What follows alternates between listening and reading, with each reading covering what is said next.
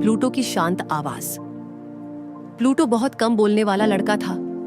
लोग अक्सर उसकी चुप्पी को शर्म या उदासीनता समझ लेते थे, लेकिन उसके मन में विचार नदियों की तरह बहते थे, गहरे, शांत और अनंत। बस फर्क इतना था कि उसके शब्द दूसरों की उम्मीद के मुताबिक जल्दी नहीं आते थे। कक्षा में वह शायद ही कभी अपना हाथ पहले उठाता था। दोपहर के खाने में वह अपने शांत रूटीन का पालन करता। सैंडविच के 3 कौर, जूस की 1 चुस्की और फिर एक छोटा गाजर। लेकिन जब प्लूटो बोलता, लोग सुनते, क्योंकि वह जोर से नहीं बोलता था, बल्कि उसके शब्दों में गहराई होती थी। एक गुरुवार मिस लीना ने सबको अपना पसंदीदा जानवर चुनकर उसके बारे में कुछ बताने को कहा।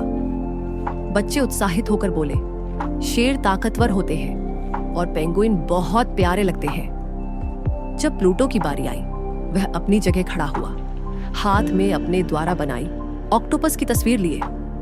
उसने कक्षा की ओर नहीं देखा, बस अपनी ड्राइंग पर नजर रखी। ऑक्टोपस के 3 दिल होते हैं, उसने धीरे से कहा।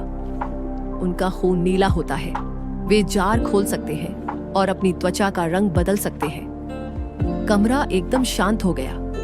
मिस लीना ने आश्चर्य से मुस्कुराकर पूछा, तुमने ये सब कहां से सीखा?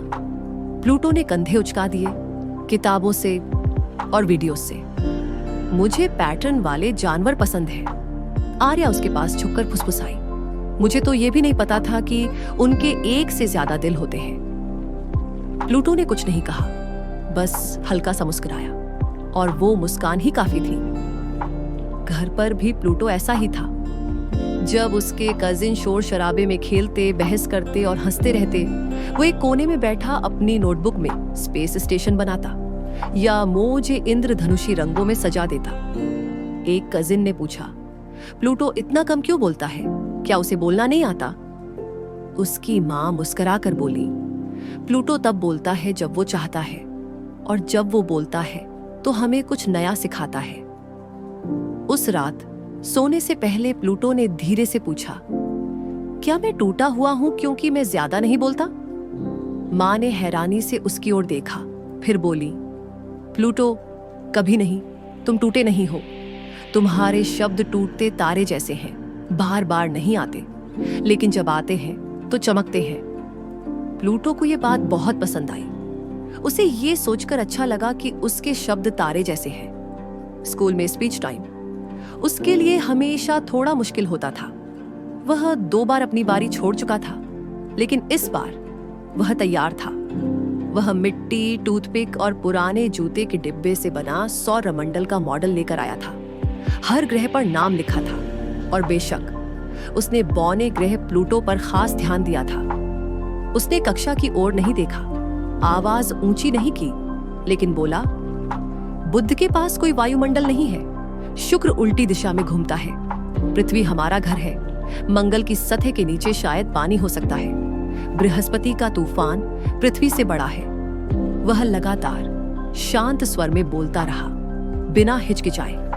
जब वह रुका तो कुछ पल सन्नाटा रहा, फिर जोरदार तालियां गूंज उठी। सच्ची दिल से निकली तालियां। यहां तक कि वे बच्चे भी ताली बजा रहे थे जिन्होंने कभी कहा था, वो अजीब है। कक्षा के बाद आर्या ने कहा, काश मैं भी तुम्हारी तरह समझा पाती। प्लूटो मुस्कुराया, मुझे तो बस बातें पसंद है जो बीच में नहीं बोलती। कभी कभी प्लूटो घंटों अपने मन में शब्दों का अभ्यास करता था, बोलने से पहले। अगर कोई पूछता, तुम्हारा वीकेंड कैसा रहा, तो वह तुरंत जवाब नहीं देता, क्योंकि उसके शब्द धीरे धीरे आते, जैसे सूर्यास्त के बाद एक एक कर तारे निकलते हैं। लेकिन अगर कोई पूछता, तुम्हारा पसंदीदा ग्रह कौन सा है और क्यों, वह तुरंत जवाब देता, शनि। वह कहता, क्योंकि उसके छल्ले नाजुक दिखते हैं लेकिन बहुत शक्तिशाली हैं। एक दिन एक नया छात्र कबीर कक्षा में आया। कबीर को हकलाने की समस्या थी और वह बहुत कम बोलता था। प्लूटो ने उसे झूले पर अकेले बैठे देखा, धीरे धीरे गुनगुनाते हुए। वह जाकर बगल वाले झूले पर बैठ गया। दोनों बस झूलते रहे, शांत लय में। कुछ देर बाद प्लूटो ने कहा, मैं भी ज्यादा नहीं बोलता। कबीर मुस्कुराया, कोई बात नहीं। उन्होंने और कुछ नहीं कहा, जरूरत भी नहीं थी। प्लूटो की ज्यादातर दोस्तियां ऐसे ही बनती थीं, बातों से नहीं बल्कि धैर्य और मौजूदगी से। टर्म के आखिरी दिन कक्षा में सुपर पावर कार्ड बांटे गए। हर बच्चे की खासियत लिखी थी। प्लूटो का कार्ड पढ़ा। प्लूटो गहराई से सोचने वाला।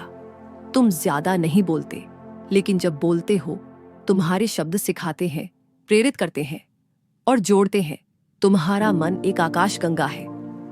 वह कार्ड को देर तक देखता रहा, कुछ नहीं बोला, लेकिन उसके भीतर एक शांति भरी खुशी चमक रही थी, ऐसी जो चिल्लाकर नहीं, महसूस करके जिंदा रहती है।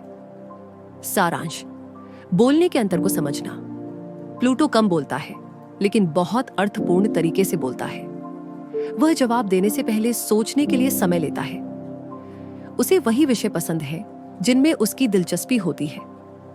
वह छोटी छोटी बातों से बचता है, लेकिन जब बात करता है तो गहराई और ज्ञान से भर देता है। वह दोस्तियां शब्दों से नहीं बल्कि समझ और धैर्य से बनाता